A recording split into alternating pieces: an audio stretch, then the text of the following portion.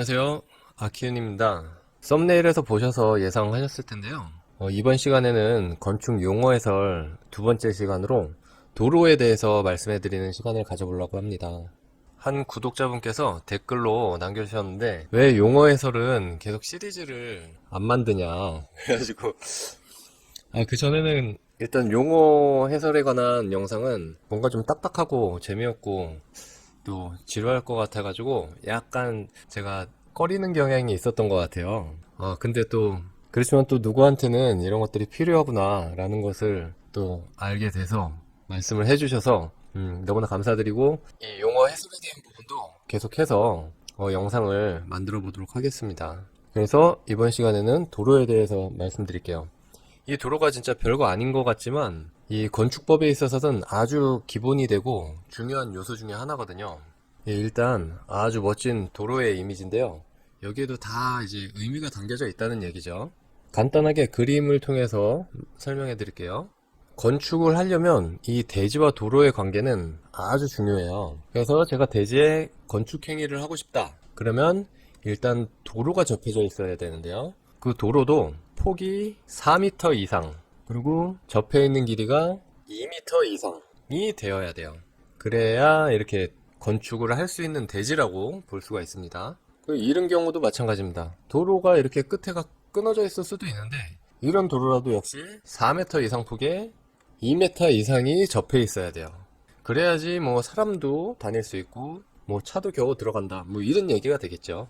그리고 이 도로는 사람과 그러니까 보행자와 차가 다닐 수 있는 도로를 말하는 거고요. 그리고 또 이런 경우가 있어요. 대지가 좀 크고 규모가 좀 있어서 건물 규모도 좀 커서 연면적이 2000제곱미터 이상이 된다. 그러면은 폭이 6m 이상에 4m 이상 접해져 있어야 된다. 이런 경우가 있는데요. 이렇게 큰 대지는 어지간하면 요 앞에 도로들도 다 기본으로 넓어요. 어느 정도 규모가 있기 때문에. 그래서 크게 신경을 들 써도 되죠. 만약에 대지가 크다면. 그래도 뭐 확인은 해 봐야겠지만요. 그래서 저희가 땅을 살 때 좀 확실히 정확하게 알아보고 사야 되는 이유가 만약에 아까 같이 도로가 있으면은 문제가 되지 않겠지만 이렇게 지금 A 대지 같은 경우에는 지금 보면은 도로하고 접해져 있지가 않아요. 뭐 이 옆 땅들은 다른 쪽에 뭐 이 옆쪽에 도로가 다 있다고 치더라도 지금 요 땅은 주변 대지들에 둘러싸여서 도로하고 접해 있지가 않은데 이런 경우를 맹지라 그래요. 저희가 맹지. 이 맹지의 경우는 건축 행위를 저희가 할 수가 없기 때문에 잘 알아보고 사셔야죠.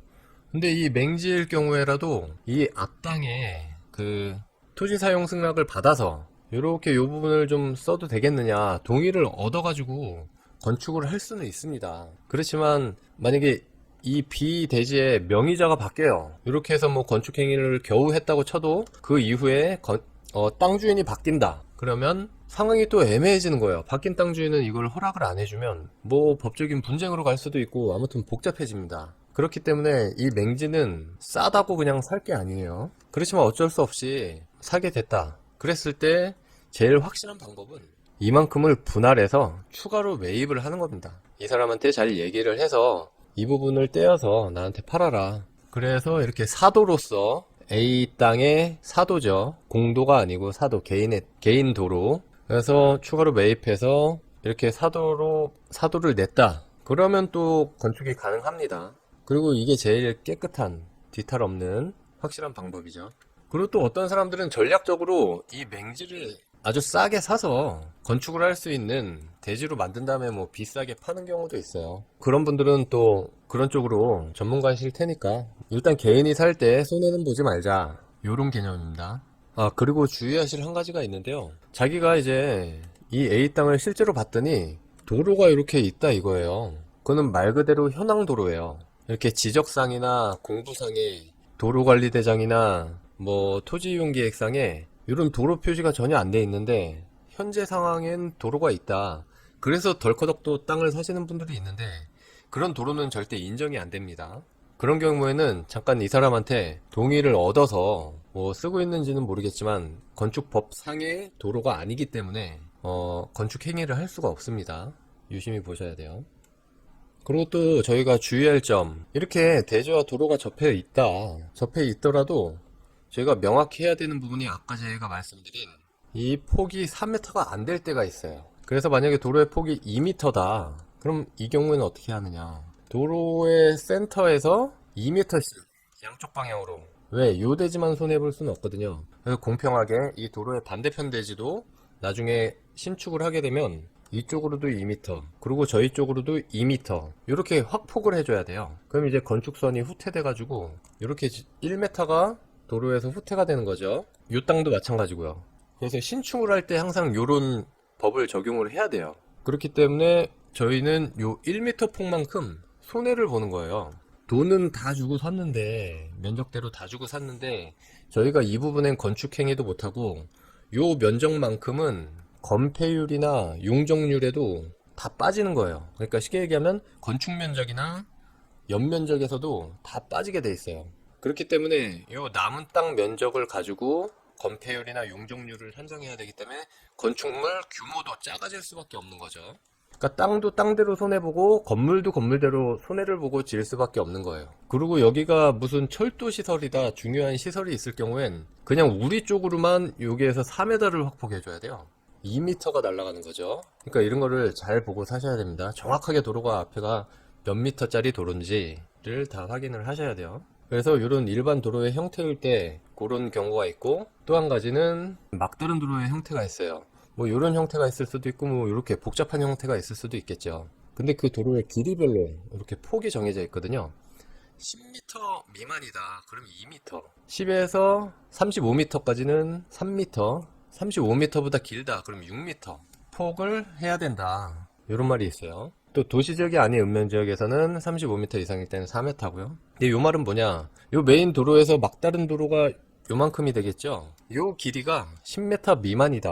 뭐 한 8m다.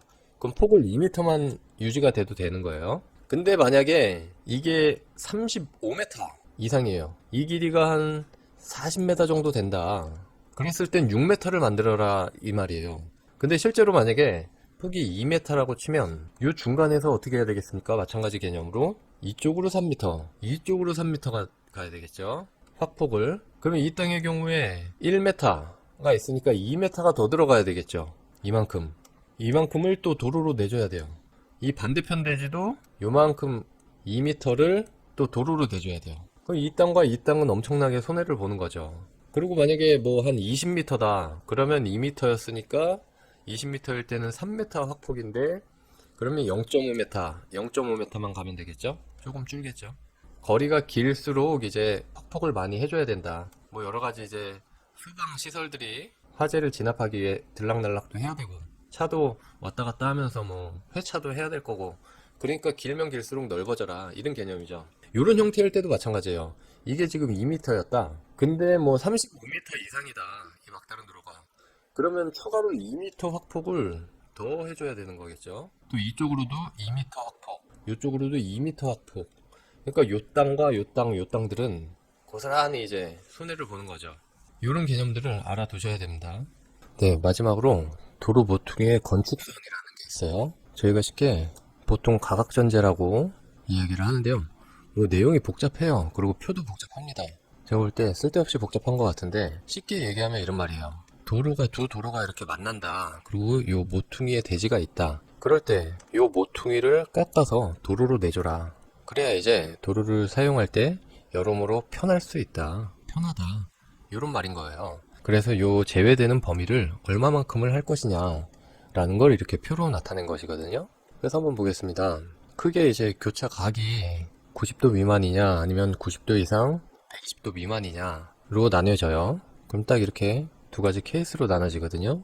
그래서 예를 들어서 보면 뭐 당해도로의 너비가 지금 한 7m 되고 저판은 교차되는 도로의 너비가 5m다. 이렇게 보면 일단 90도 미만에서 봐야 되겠죠. 그래서 당해도로 7m, 그러니까 이 경우에 해당되고, 교차되는 도로 5m, 그럼 이 경우에 해당되겠죠.